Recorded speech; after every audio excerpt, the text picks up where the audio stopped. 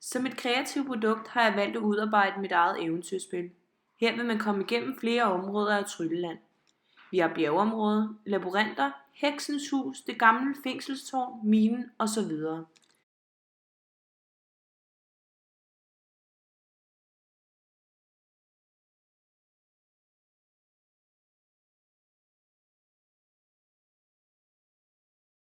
Spillerne har hver fået deres egen prik i form af et lille tårn lavet af ler, som de rykker rundt med på spillepladen indtil de kommer i mål ved slottet.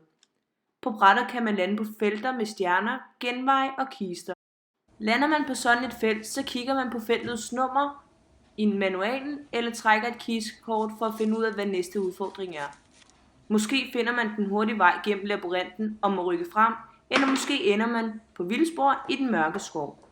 På vejen gennem Trylleland kan man gå igennem genvej, hvis man er heldig at slå en 6'er, og man kan få hjælp eller få flere forhindringer ved at trække kistekortene. Jeg har været kreativ i form af at udvikle mit eget spil. Jeg har sat mig selv på prøve i form af at få tegnet Trylleland, at finde på et velfungerende spil med flere muligheder for at rykke frem og tilbage, og trække kort, der gør, at spillerne kan gøre det sværere for hinanden. Jeg har tænkt mig over det univers og tema, jeg har skabt, og jeg har prøvet at ramme en større målgruppe, så mange aldre vil synes, det er sjovt at spille med.